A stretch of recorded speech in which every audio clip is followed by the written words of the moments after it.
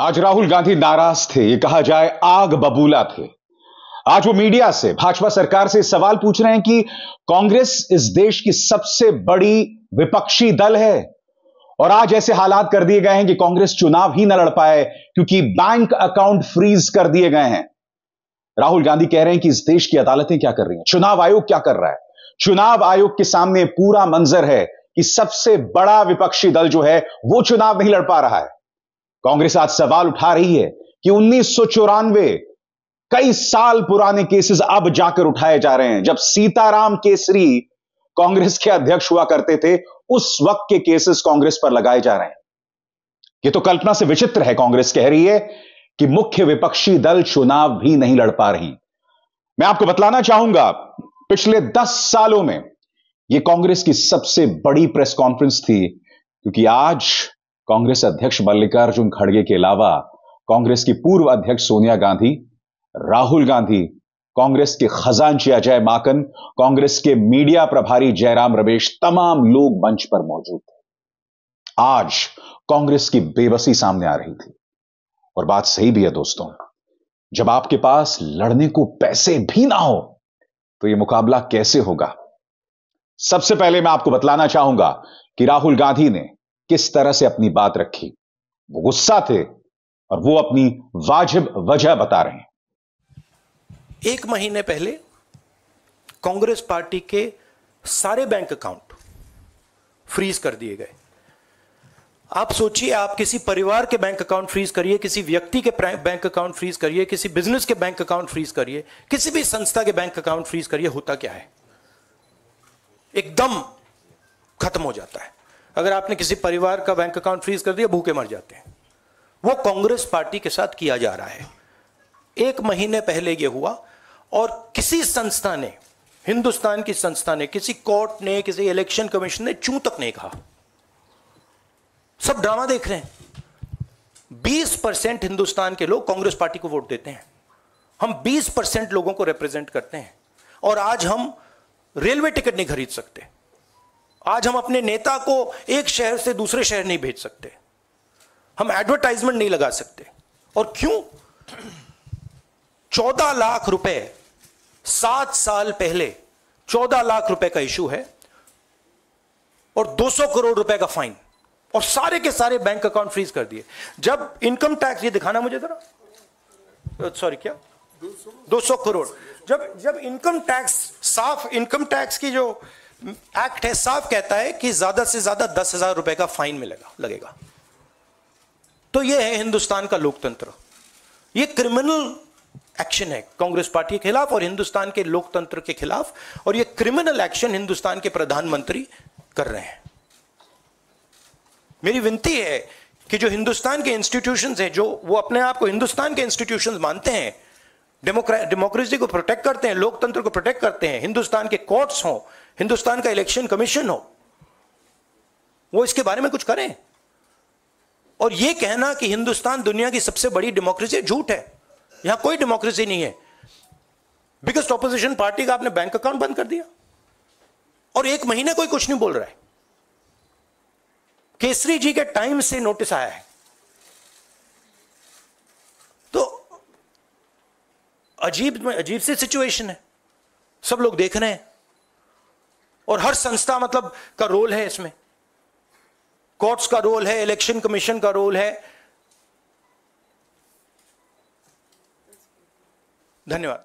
मल्लिकार्जुन खड़गे ने कहा कि जब चुनावी मुकाबला होता है तो सबके लिए बराबरी होनी चाहिए, मगर पूरे देश ने देखा कि गुप्त चुनावी चंदे के जरिए भाजपा ने कितना फायदा उठाया है। यही नहीं, चुनावी चंदे के अलावा, गुप्त चुनावी चंदे के अलावा भी भाजपा को कैश में जबरदस्त पैसा मिला है। सवाल यह कि इन सवालों का जवाब कौन देगा कि मुख्य विपक्षी दल आज की तारीख में उसकी हालत यह हो गई है कि वो अपना प्रचार नहीं कर पा रही है, अपने उम्मीदवारों का प्रचार नहीं कर पा रही है, विज्ञापन नहीं दे पा रही है, और दूसरी तरफ प्रधानमंत्री का विज्ञापन खुद न्यूज चैनल्स कर रहे हैं, उनका प्रचार न्यूज चैनल्स, अखबार, तमाम लोग कर रहे हैं। सुनिए मल्लिकार्जुन खड़गे ने क्या कहा। सभी के पास समान रूप से संसाधन हो। ये नहीं कि जो सत्ता में है उनका रिसोर्सेस पर मोनोपोली हो, ये नहीं कि उनका मीडिया पर एक अधिकार हो,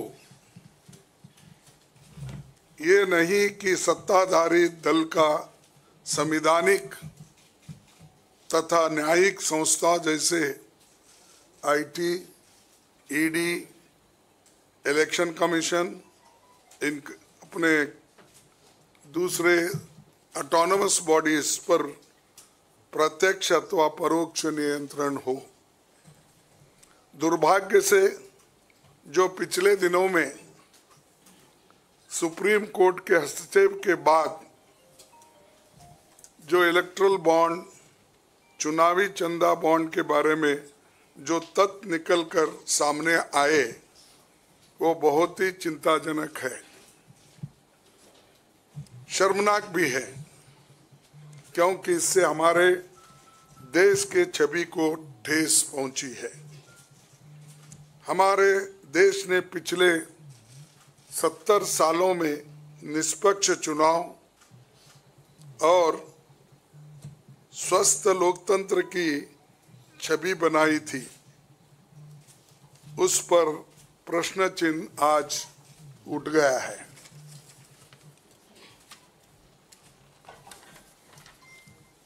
सुप्रीम कोर्ट ने जिस चुनावी चंदा बॉन्ड को इलीगल और अनकॉन्स्टिट्यूशनल कहा, उस स्कीम के तहत मौजूदा सत्ताधारी दल ने हजारों करोड़ रुपए से ज्यादा अपने अकाउंट में भर लिया है और दूसरी तरफ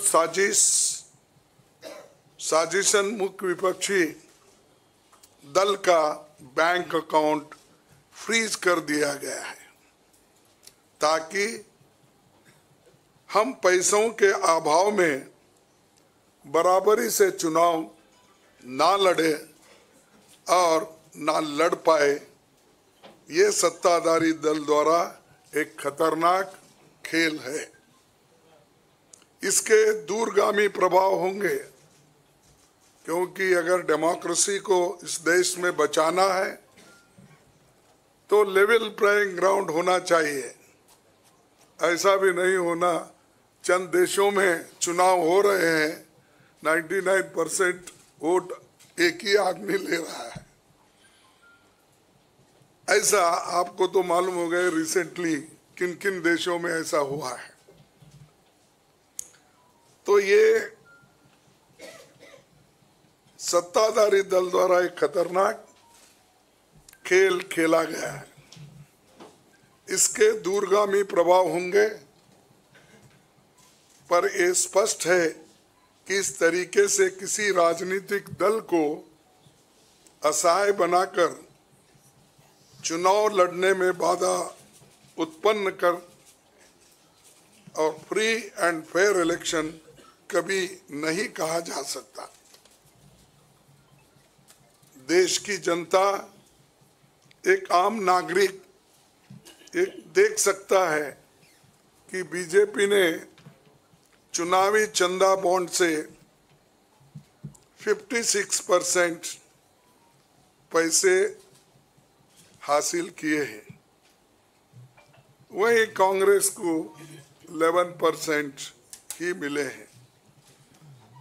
और ये वो पैसे जो बॉन्ड से बीजेपी ने लिए हैं, इसके अलावा जो कैश में इनके पास आता होगा तो कोई अकाउंट ही नहीं है।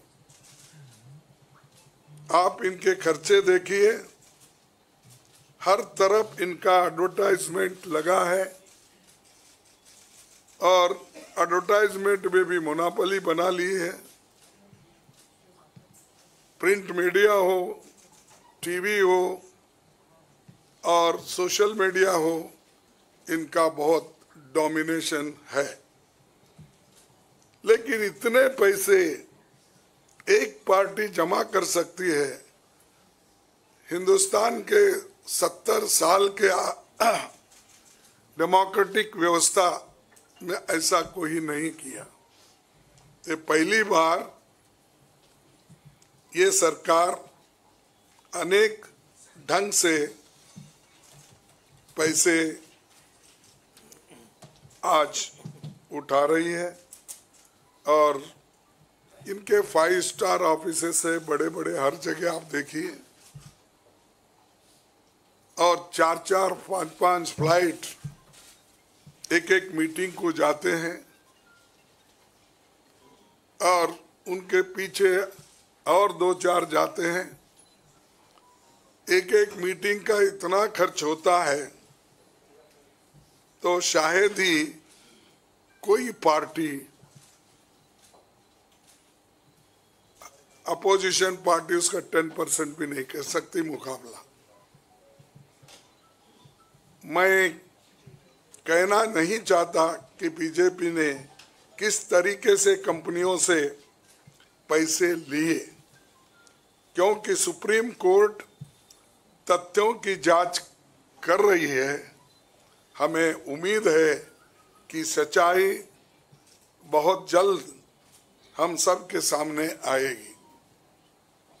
और अंत में मैं देश के संवैधानिक संस्थाओं से अपील करता हूं कि अगर वो फ्री एंड फेयर इलेक्शन चाहते हैं तो हमारी पार्टी को बगैर किसी रोक टोक से बैंक अकाउंट्स का इस्तेमाल करने दे और जो इनकम टैक्स का क्लेम है वो अंततः कोर्ट के निर्णय के अनुसार सेटल हो जाएगा। राजनीतिक दल टैक्स नहीं देते, बीजेपी कभी इनकम टैक्स नहीं दी, लेकिन ये लागू सिर्फ कांग्रेस पे हो रहा है। कोई पॉलिटिकल पार्टी इनकम टैक्स के दायरे में नहीं आते, सच है ना? सेटल हो जाए। राजनीतिक दल नहीं आते, बीजेपी ने कभी नहीं दिया अकाउंट। इसके बाद भी अगर हमसे ये मांगा जा रहा है तो हम न्यायालय के अंतिम निर्णय का इंतजार कर रहे हैं, क्योंकि हम चाहते हैं कम से कम न्यायालय तो इस बात को देखे, कानून को देखे, रूल ऑफ लॉ और गवर्नेंस जो संविधान के तहत होता है उसके तरफ तो ध्यान दे दो, क्योंकि आज वो हुकूमत में है, कल दूसरी पार्टी आएगी। लेकिन हमको ये लेवल प्लेइंग ग्राउंड जो हमने पहले से बनाया था, नेहरू जी से लेकर हम 89 और बाकी के लोग भी, जब इवन वाजपेयी थे उस वक्त भी ऐसा नहीं था। लेकिन यहाँ ये 18वीं लोकसभा का चुनाव जो हो रहा है, इसमें हम सब देख रहे हैं, ये कुचल रहे हैं, सप्रेस कर रहे हैं और हमको चुनाव लड़ने के स्थिति में वो नहीं छोड़ना चाहते हैं और पैसे को तंग तबाह करके वो एक तरफा इलेक्शन कर लेना चाहते हैं। लेकिन लोग भी होशियार है, इसको जानते हैं और लेवल प्लेइंग फील्ड बने रहने के लिए ये उनके जो बाधक है और जो हमारे अकाउंट्स फ्रीज किए हैं वो तत्काल उसका रिलीज होना चाहिए और हमको चुनाव में डेमोक्रेसी और संविधान को बचाने के लिए लेवल प्लेइंग ग्राउंड होना चाहिए। सोनिया गांधी भी वहां मौजूद थी। सोनिया गांधी ने कहा कि नरेंद्र मोदी चाहे जितना भी चाहें वो कांग्रेस के हौसलों को नहीं गिरा सकते। सोनिया गांधी के बोलने के अंदाज से लग रहा था कि उन्हें मुश्किलात पेश आ रही थी, क्योंकि वो बार बार अपना गला साफ कर रही थी, क्योंकि आप जानते हैं एक अरसे से उनकी तबीयत ठीक नहीं है।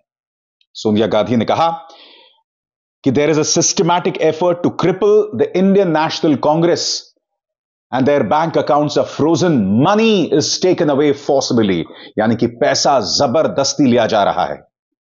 Even under these challenging circumstances, we will fight and we are facing the situation effectively.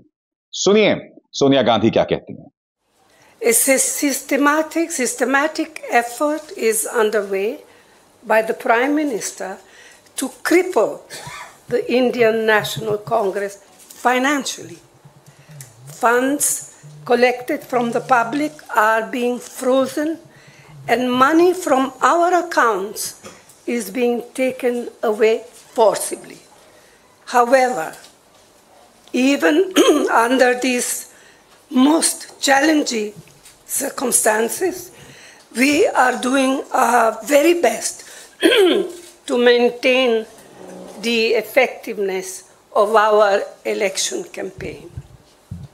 On the one hand, there is the electoral bond issue mentioned by Congress President Kharge, which has been declared unconstitutional by the Supreme Court. The electoral bonds have benefited, as everyone knows, the BJP hugely, massively. On the other hand, the finances of the principal opposition party, the Indian National Congress, are under a determined assault. This, we all believe, is unprecedented and undemocratic. Congress के खजांची अजय माकन ने कहा एक ऐसा लोकतंत्र है, income tax के अंतर्गत किसी भी पॉलिटिकल पार्टी को आयकर यानी इनकम टैक्स नहीं देना होता. भाजपा भी इनकम टैक्स नहीं देती है, मगर बावजूद इसके निशाना सिर्फ और सिर्फ कांग्रेस पर लगाया गया है. ऐसा क्यों? सुनिए पार्टी के खजांची क्या कह रहे हैं. मोतीलाल वोरा जी के समय 2017-18 के एक केस को लेकर के इनकम टैक्स डिपार्टमेंट ने 2017-18 के बेसिस के ऊपर 7 साल बाद में जाकर के हमारे बैंक के खाते अब जाकर के फ्रीज करे हैं, उसकी जानकारी दी. मैंने कहा कि ये 7 साल पुराने कैसे फ्रीज किए जा सकते हैं और टाइमिंग इसका कैसा है. लेकिन मुझे अभी बहुत दुख के साथ कहना पड़ रहा है कि पिछले हफ्ते ये नोटिस हम लोगों के पास में आया है. इसकी कॉपी आप सब लोगों को मिल गई है, आप सब लोगों के आ गई है. आप जरा देखिए, ये सीताराम केसरी जी के जमाने का नोटिस हमें पिछले हफ्ते आया. आप सोचिए, सीताराम केसरी जी के जमाने का 1994-95 की असेसमेंट ईयर का नोटिस अब हमारे पास में आया और इसको लेकर के भी आगे आने वाले समय के अंदर फिर से बैंक को फ्रीज करने का और डिमांड लगाने की ये कवायद शुरू होगी. तो ये कौन सा लोकतंत्र है? अगर इसी रफ्तार से जाएंगे तो महात्मा गांधी के समय पे जमनालाल बजाज जब ट्रेजरर हुआ करते थे, उस टाइम पे भी कोई चीज निकाल करके अब इस वक्त इस चुनाव से पहले हमारे अकाउंट्स को फ्रीज किया जाएगा. तो ये किस चीज का लोकतंत्र है? 30 साल पुराना, 31 साल पुराना असेसमेंट ईयर का हिसाब निकाल करके हमारे खाते फ्रीज करे जा रहे हैं ताकि हम लोग चुनाव ही ना लड़ पाए.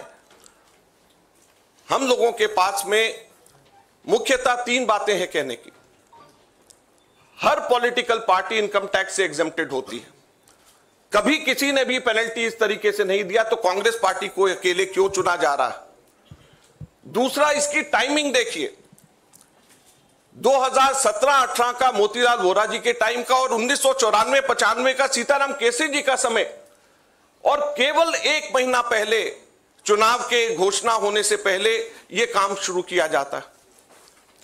और तीसरा, क्वांटम ऑफ पनिशमेंट देखिए कि कितना बड़ा पनिशमेंट. क्या हमारे सिर्फ 0.07% पूरा 199 करोड़ का कैश में हमारे अपने एमपीज ने अपनी तनख्वाह दी, उसकी वजह से 0.07% की अनियमितता की वजह से 106% की पेनल्टी हमारे ऊपर लगाई गई. 106% की कितना 0.07% की अनियमितता की वजह से 106% की पेनल्टी हम लोगों के ऊपर लगाई गई है. ये क्वांटम हम लोगों ने मात्र 30 दिन लेट हम लोगों ने अपने अकाउंट सबमिट करे. दोस्तों, यकीनन कांग्रेस के इतिहास का यह सबसे चुनौतीपूर्ण लम्हा है. हम एक ऐसे दौर में हैं जहां गोदी मीडिया राहुल गांधी के हर बयान को गलत ढंग से पेश करता है। हम एक ऐसे दौर में हैं जहां राहुल गांधी को खलनायक के तौर पर पेश किया जा रहा है। मसलन शक्ति पर दिया गया उनका बयान, आप जानते हैं उसे गोदी मीडिया ने किस तरह से पेश किया। उसे हिंदू धर्म का अपमान बताया गया। प्रधानमंत्री जो भी कहते हैं उसी का अनुसरण गोदी मीडिया करता है। देश के गृह मंत्री अमित शाह अलग अलग मंचों पर जा रहे हैं और इलेक्टोरल बॉन्ड्स के बारे में गलत बयानी कर रहे हैं, गलत चीजें कह रहे हैं, तथ्यात्मक तौर पर गलत बयानी कर रहे हैं, मगर कोई भी उन्हें चुनौती नहीं दे रहा। यानी कि प्रचार तंत्र वैसे ही विपक्ष के खिलाफ है। ऊपर से अगर विपक्ष चुनाव ही न लड़ पाए, यानी कांग्रेस अगर चुनाव ही न लड़ पाए, तो इन चुनावों का क्या फायदा। इसीलिए कह रहे हैं राहुल गांधी कि कहने को यह दुनिया का सबसे बड़ा लोकतंत्र है, मगर यह छलावा है, यह लोकतंत्र नहीं है। यहां लोकतंत्र को खत्म कर दिया गया है और तमाम बड़े बड़े संस्थान, चाहे अदालतें हो, चुनाव आयोग हो, मीडिया हो, खामोशी से इस नजारे को देख रहे हैं। अभिसार शर्मा को दीजिए इजाजत। नमस्कार। स्वतंत्र और आजाद पत्रकारिता का समर्थन कीजिए, सच में मेरा साथी बनिए। बहुत आसान है दोस्तों, इस ज्वाइन बटन को दबाइए और आपके सामने आएंगे ये 3 विकल्प, इनमें से एक चुनिए और सच के इस सफर में मेरा साथी बनिए।